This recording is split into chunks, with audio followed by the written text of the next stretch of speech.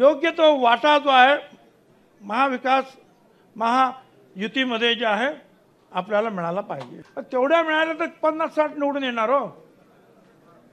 आणि फक्त आता तुमच्या 50च आहे, मग 50च गेल, त्याच्यात काही गाळायला म्हणजे आणखी खाली यायचं आपण काम जरा लवकरच करा। आता हे दुसरं आणखीन आता एक निवडणूक झाली, परंतु याच्या पुढे हे आमचे सगळे आपले आमदार 50-54 त्याचे 2-4 इकडे तिकडे गेले, बरोबर। योग्य तो वाटा जो आहे महाविकास महायुतीमध्ये जे आहे आपल्याला मिळाला पाहिजे। आपण आलो त्यावेळेला पण आपल्याला त्यांनी सांगितलं 80-90 आपल्याला जागा मिळतील। यावेळेला जी काही खटपट झाली ती खटपट पाहता पुढेही खटपट होता कामा नये। आम्हाला एवढ्या जागा मिळाल्या पाहिजेत हे त्यांना आपल्याला सांगावं लागेल। तेवढ्या मिळाल्या तर 50-60 निवडून येणार हो। आणि फक्त आता तुमच्या 50च आहे, मग 50च गेल, त्याच्यात काही गाळायला म्हणजे आणखी खाली यायचं आपण काम तर तसं होताच कामा नये। त्यामुळे आता त्याला सांगून टाका बाबा की हे आम्हाला आमचा वाटा जो आहे हा आम्हाला मिळाला पाहिजे।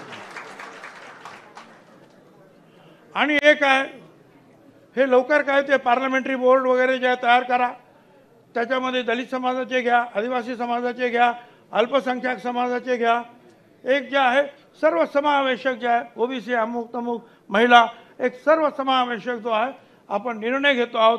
आणि जो निर्णय घ्याल तो आपल्या या सगळ्या कार्यकर्त्यांपर्यंत जाईल।